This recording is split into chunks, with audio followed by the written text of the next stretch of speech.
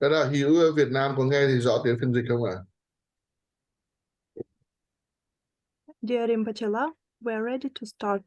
Thưa Rinpoche, chúng con đã sẵn sàng để bắt đầu.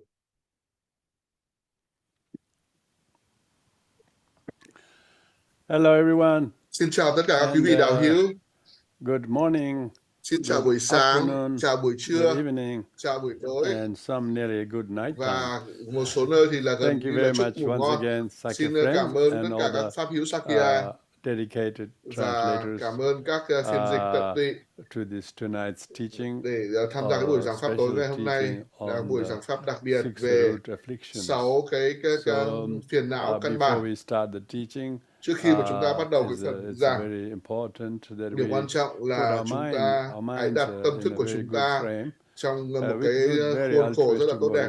Đó là cái động cơ vị tha, động cơ just the four-line refuge prayer, chúng ta sẽ tụng 4 cái lời kệ quy y để chúng ta tụng lời kệ quy y, bày tỏ cái lòng kính ngưỡng đến chư Phật, đến chư Pháp và chư Tăng, và chúng ta quy cho đến khi chúng ta đạt được sự giác ngộ. Chúng ta là những người Phật giáo với niềm tin, nhưng mà chúng ta tin rằng không phải cuộc đời này mà còn cả những cuộc đời tiếp theo. Mục đích của chúng ta và mục tiêu của chúng ta là vì lợi lạc tất cả chúng sinh hữu tình, và chúng ta mong muốn đạt được sự giác ngộ dù cần phải trải qua bao nhiêu cuộc đời đi chăng nữa, thông qua việc quy y toàn tâm với Đức Phật, với giáo pháp và với tăng đoàn. Chúng ta hồi hướng cái công đức của chúng ta thông qua việc lắng nghe giáo pháp, ban giáo pháp và dịch giáo pháp, và tất cả mọi người đều dành thời gian cùng với nhau để chúng ta có thể lắng nghe giáo pháp. Và đây là một cái việc làm rất là chân quý. Chúng ta tùy hỷ tất cả những cái nguyên nhân duyên dẫn đến cái việc này, dù là chúng ta cách xa nhau hàng nghìn hàng dặm và ở cái mũi thời gian rất là khác nhau, nhưng mà chúng ta có thể sử dụng các cái phương tiện hiện tại để cùng với nhau lắng nghe giáo pháp này. Và với cái tâm thức như vậy thì chúng ta sẽ tụng cái lời kệ quy 3 lần. Xin cảm ơn người. Con xin quy y Phật Pháp và Tăng Bảo tối thắng cho đến khi con đạt được giác ngộ, nương vào công đức bố thí và các thiện hành khác, nguyện cho con đạt được Phật quả toàn tri vì lợi lạc của mọi chúng sinh mẹ. Con xin quy y Phật Pháp và Tăng Bảo tối thắng cho đến khi con đạt được giác ngộ, nương vào công đức bố thí và các thiện hạnh khác, nguyện con đạt được Phật quả toàn tri vì lợi lạc của mọi chúng sinh mẹ.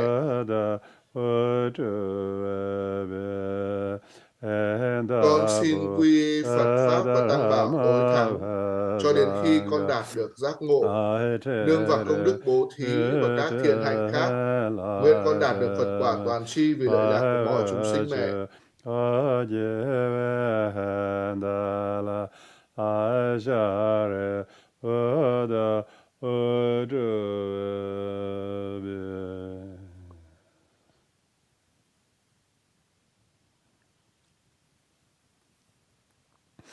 So this topic of the cái chủ đề của buổi giảng tối ngày hôm nay là 6 cái cảm xúc phiền não căn bản. Is very central to Buddhist đây teaching. là cái nội dung rất là trọng tâm của giáo pháp Phật giáo. Mặc dù cái thuật ngữ 6 cái phiền não căn bản là do Ngài vô trước, Ngài Asanga tạo ra, nhưng mà thực tế cái giáo pháp về phiền não là do chính Đức Phật sao giảng. Và there's very little there. It's just list of them is mentioned in the Abhidharma Samudaya. Cái danh sách của các cái phiền não này thì được liệt kê trong cái luận tạng của Ngài Asanga, nhưng mà các cái phiền não căn bản và 84.000 cái phiền não khác nhau được đề cập trên vào cái thời gian mà Đức Phật đã giao giảng các cái giáo pháp của Ngài,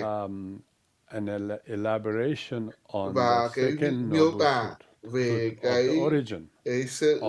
cái tập đế thứ hai là cái nguyên gốc của cái khổ đau, các cái khổ đau trên thế giới của chúng ta, bởi vì luân hồi bản chất của nó là khổ đau, bản chất của lửa là cháy, bản chất của nước là chảy,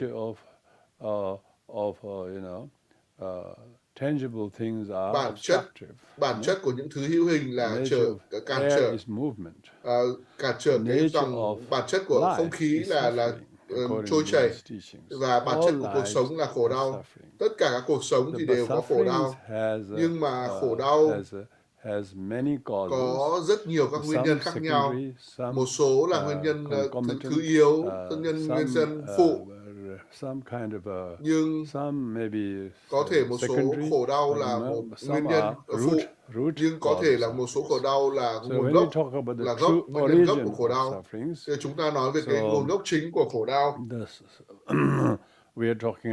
Chúng ta nói về Đức Phật nói về tam độc, và khi mà chúng ta nói về tam độc, chúng ta nói về 3 cái nguồn gốc của chính của khổ đau. Nhưng mà khi mà chúng ta nói về 6 cái nguồn gốc của khổ đau, thì bên cạnh 3 cái tam độc đấy thì là còn có 3 cái nguồn gốc khác nữa được bổ sung. Tối ngày hôm nay chúng ta sẽ tập trung vào các cái tính tiêu cực của các cảm xúc này. Cái tiêu cực là cái sự nhiễm ô, nó là cái sự ô nhiễm. Khi mà tâm thức của chúng ta bị khổ đau, bị ô nhiễm, chúng ta không biết được chúng ta bị ô nhiễm và chúng ta bị khổ đau. Nó là nguồn gốc của các cái khổ đau mà dẫn đến các cái khổ đau khác. Và nếu như mà cái nguồn gốc và cái thứ yếu không được nhận thức, thì cái khổ đau gốc như vậy nó dẫn đến cái khổ đau trong cái hành động của chúng ta, bằng thân thể của chúng ta, bằng ngôn ngữ của chúng ta, thông qua chúng ta nói với mọi người, và cách chúng ta suy nghĩ, để chúng ta xây dựng những cái ý kiến, cái quan kiến của chúng ta, và tất cả những cái điều đó dẫn đến khổ đau, đau đớn, đau buồn của chúng ta. Nếu như mà gốc của dòng sông bị bẩn, nguồn của dòng sông bẩn, thì tất cả nước chảy xuống từ dòng sông đó chảy xuống hạ nguồn thì đều bị bẩn, vì cái sự độc hại của cái nguồn gốc của dòng sông đó, tức là cái thượng nguồn của dòng sông đó. Như vậy là cái nguồn gốc là khổ đau cần phải được hiểu thấu rõ.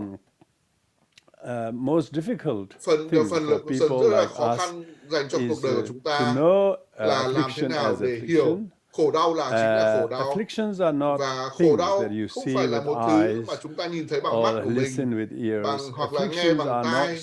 Khổ đau không phải là thứ hiện hữu. Khổ đau là một cái thứ nội sinh xảy ra từ bên trong của chúng ta, và thường là chúng ta không ý thức được về nó, chúng ta không hiểu được về nó. Do vậy là chúng ta cần phải hiểu được cái kích cỡ, cái quy mô của sự khổ đau đó. Nó gây cản trở, nó làm tác động ảnh hưởng đến chúng ta như thế nào, và điều đó giúp cho chúng ta có thể hiểu được rằng chúng ta đang khổ đau. Nó giống như là một con người ở cái quán rượu, và ông ấy uống rượu. Có thể là uống cái nửa cốc đầu tiên thì ông thấy rất là thích thú cái hương vị của rượu, và sau đó ông ấy nghĩ rằng cái rượu là tốt, nhưng mà sau đó thì khi đó ông ấy bị nhiễm độc bởi rượu, nhưng ông không biết được rằng là ông ấy bị ngộ độc bởi rượu. Và khi mà một người bị nhiễm độc rồi thì sẽ không an toàn, và thậm chí là nguy hiểm đối với người khác, và bản thân họ cũng bị nguy hiểm. Do vậy là chỉ khi người nào cái người đấy bị uống rượu, nhưng mà trên thực tế trong Phật giáo mọi người bị nhiễm độc bởi các cái khổ đau gốc như vậy. Giống như một người bị nhiễm độc cảm thấy buồn chán và làm những thứ mà người đó không thể làm được, khi mà người ta and tỉnh he táo, therefore và restrains do his vậy thoughts or ông behaviors ấy sẽ hạn chế những or what suy he nghĩ, hành động says của mình, because he's những lời sober, nói you của know. mình, bởi vì ông ấy tỉnh táo, He's not drunken. bởi vì ông ấy không bị Whereas a say. drunken Nhưng person mà cái người mà bị say lose his thì sanity đánh mất cái sự tỉnh giác của mình and is và unable to không thể restrain his nào thoughts kiểm or soát được words suy or nghĩ, deeds. lời nói và hành động And của mình, also he's not aware và he's drunken. cũng không nhận thức He được, ý doesn't thức know được what là he's mình đang saying say, or và doing anh and không biết their được mình đang làm cái gì, consequences. đang nói cái gì, So like và cũng that, không ý thức được cái hệ quả của việc mình afflictions làm. Do vậy basically là sự khổ poisons đau our mind. là những cái sự nhiễm ô của tâm thức của chúng So ta.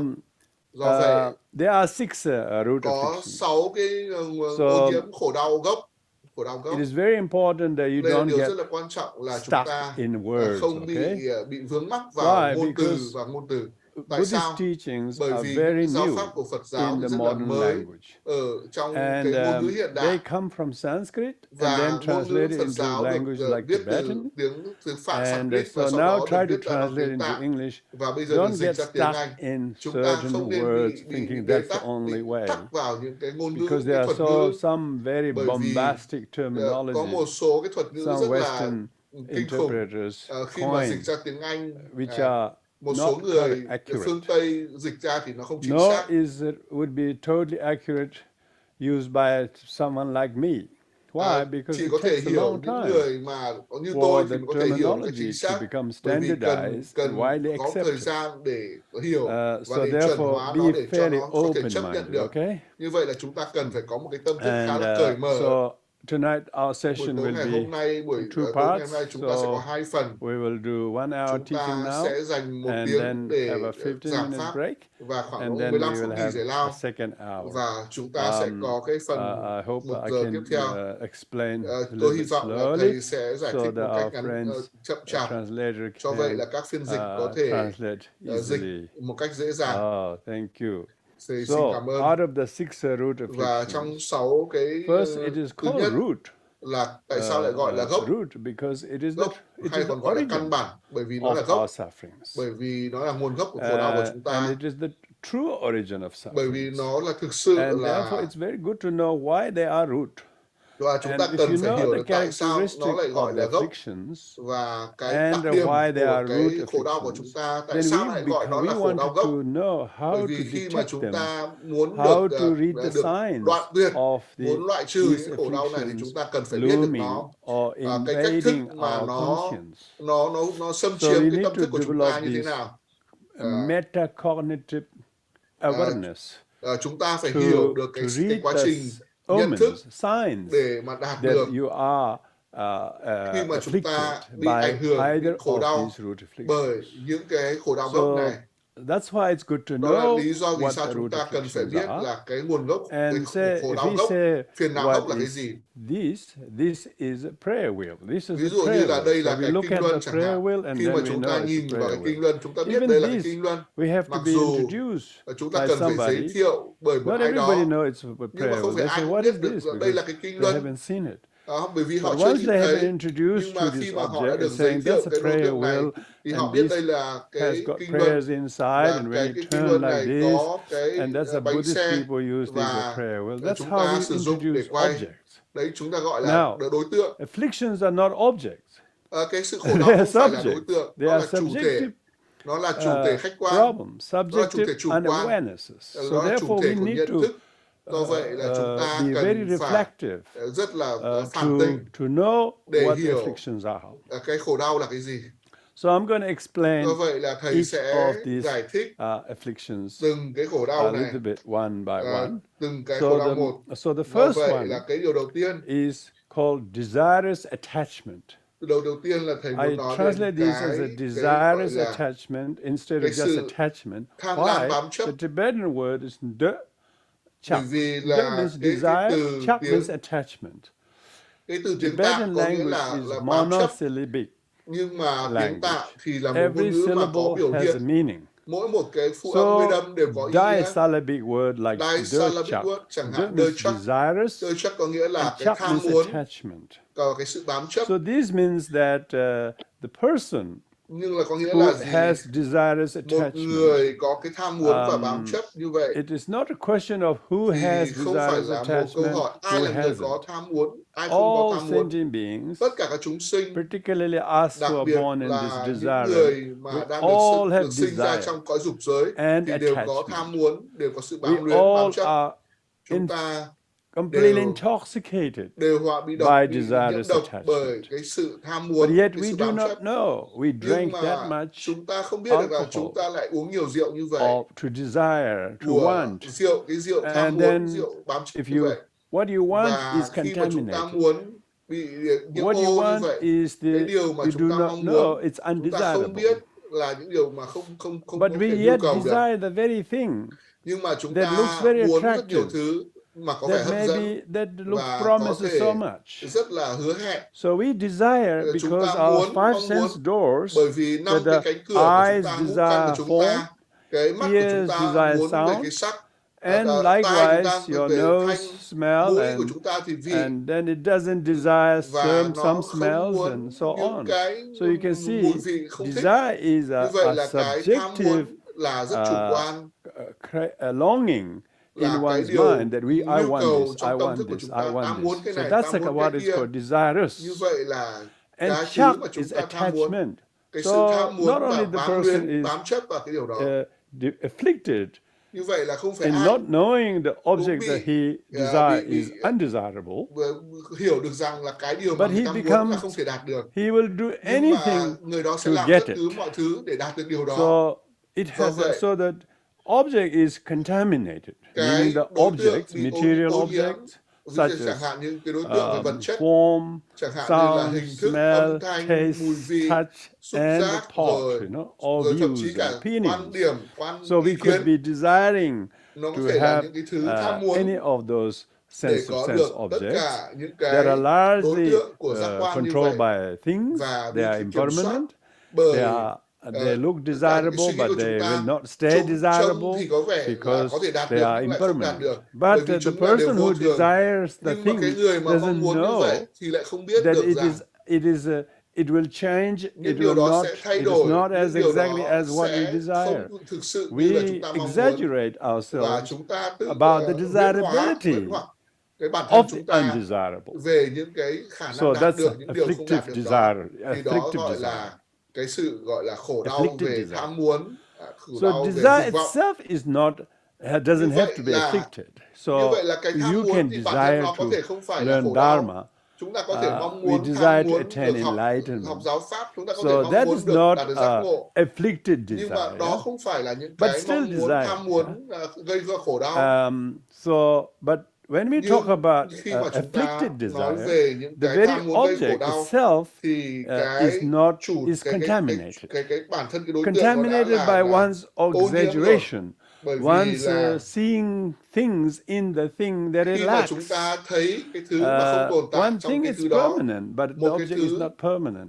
một cái thứ One hiện thing to hữu someone lâu is dài good, nhưng but mà lại he's không only hiểu được good lại. sometimes, not Một cái always. thứ mà tưởng là tốt nhưng So lại yet không phải we là lúc desire nào the cũng tốt. very thing Như as vậy the là thing chúng is ta going to be mong muốn good những always thứ and permanent. mà chúng ta nghĩ rằng So nó sẽ luôn luôn therefore, tốt. Do vậy là because not only we bởi vì desire không the phải vì undesirable, chúng ta mong but muốn we những thứ mà become không thể đạt được subsequently mà attached chúng ta bám chấp vào nó to the object and thông to qua the cái thing, đối tượng và which thông if qua we những cái may have thứ been mà successful to chúng ta có obtain thể in our thành possession. công đã từng đạt được Once trong we sự sở hữu của obtain mình. someone or Khi mà chúng ta đạt something được một or cái some gì đó position, hoặc một then vị we trí do nào not đó hoặc want một to sở let it hữu nào go. đó So và that's chúng the ta không muốn attachment buông nó bit. ra, không muốn So buông bỏ nó. desire and Như vậy đó là sự attachment bám chấp. Như vậy đây là tham muốn và combined bám chấp together kết is hợp called với nhau, desirous gọi attachment. là tham chấp, gọi là tham chấp. When you are very Khi desiring mà and chúng ta rất là mong muốn một cái điều gì đó, this tham muốn một cái điều gì incessant đó, wanting is thì desire. khi đó And nó tạo ra particularly cái sự the thing that tham we muốn, cái dục want vọng của chúng ta is contaminated. nó bị ô nhiễm, So cái tâm thức của chúng ta bị in ô this nhiễm. world, Và everything trên thế is giới này, mọi contaminated thứ thì đều bị ô in nhiễm the sense ở cái góc độ là we think the book is good, chúng but ta the book nghĩ là is quyển sách là tốt, contaminated nhưng by mà quyển sách bị ô nhiễm its bởi impermanence, cái its sự vô thường của nó, perishability, bởi cái its sự a có thể transient hủy hoại nature của of it. nó. But yet the person who Nhưng mà desires the cái người object mà doesn't mong muốn know cái it đối is tượng like đó that. không biết được So nó that's why bản it's chất là như vậy. contaminated by Do the vậy wrong nó view, là nó thinking bị it nhiễm is ô bởi cái suy permanent, nghĩ it sai is trái như vậy. perfect. Bởi vì nghĩ rằng nó là hoàn hảo, nó là lâu dài và nó có thể đạt được. Therefore, the desirous attachment cái sự bám chấp is the predominant affliction là cái khổ đau gọi là thống trị của tất cả chúng sinh. Yet, so right now we do not know that desirous attachment is an afflictive emotion là một cái cảm xúc khổ đau mà we chúng ta don't know that. Chúng ta không biết được And điều the đó. teachings talk about Và cái giáo pháp nói về how nào insensitive là we are cái sự gọi là chúng ta không được nhạy cảm, không được tinh tế, demerit of each sự desire, cái việc mà chúng ta bị mất phước khi mà chúng ta có những cái cảm xúc tham chấp như vậy, chẳng hạn như một cái sợi tóc đặt ở trên bàn tay của chúng ta. Chúng ta không nói rằng cái tóc này thật là thô, người hãy vứt nó đi. Chúng ta không để ý có một sợi tóc ở trên ngón tay của chúng ta, bởi vì chúng ta không tỉnh giác với những cái khổ đau, những cái cảm xúc khổ đau của chúng ta, và bản chất của những cái cảm xúc đau khổ như vậy, đấy là sự tham chấp. Và chúng ta thường là không ý thức được rằng là chúng ta có những cái cảm xúc tham muốn như vậy. Một điều rất là không may mắn là chúng ta không phải chỉ có tham muốn bám chấp, mà chúng ta cái sự tham chấp đấy nó liên tục xảy ra. Khi cái câu hỏi là chúng ta muốn cái này hay chúng ta kia hàng trăm lần, mà tâm của chúng ta luôn luôn ở trong trạng thái luôn luôn mong muốn cái điều này và điều khác. Như vậy là một người mà bị nhiễm độc, cái nhiễm ô đấy, it's very hard for the person là rất là khó để cho một người đó có thể hiểu được rằng tôi khổ đau bởi cái sự tham chấp của chính bản thân tôi. Tại sao như Phật nói, nó giống như là một cái sợi tóc ở trong bàn tay của chúng ta không biết. Nhưng mà cái người mà đã hiểu giáo pháp về cái sự tổn phước của những cảm xúc tiêu cực như vậy, thì đó là một trong những 6 điều này. Giống như là vẫn là một cái sợi tóc đặt ở trước mắt của chúng ta. Nếu như mà chúng ta không nhận thức được ở trong bàn tay của chúng ta, nhưng mà chúng ta đặt ở trước mắt của chúng ta sẽ nhận thức được. Bởi vì mắt của ta nó rất là nhạy cảm, mắt của chúng ta sẽ nhạy cảm để phát hiện ra được cái sợi tóc ở trong mắt của chúng ta và vứt ra. Và chúng ta sẽ cảm thấy rất là khó chịu khi mà có sợi tóc ở trong mắt của chúng ta. Và tối ngày hôm nay Thầy sẽ làm cho các quý vị rất khó chịu. Thầy xin lỗi điều đó. Chúng ta có những cái khổ đau, và cái tham muốn chính là khổ đau.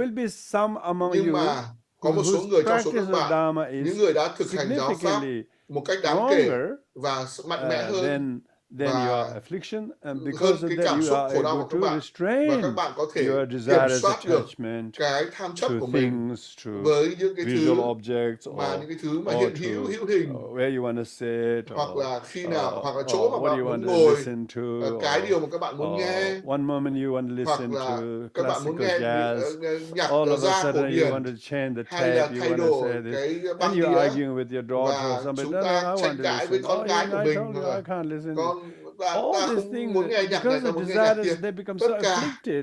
Tất cả những cái cảm xúc đó, chúng ta cái cảm xúc tham muốn của chúng ta tranh cãi với con gái, tranh cãi với cha về những thứ mà chúng ta cái thứ nhạc mà ta nghe chẳng hạn. Những cái điều đó có thể thiết lập, tạo ra những cái xung đột, bởi vì cả hai bên đều muốn cái thứ mà họ muốn và không quan tâm đến cái thứ mà người khác muốn.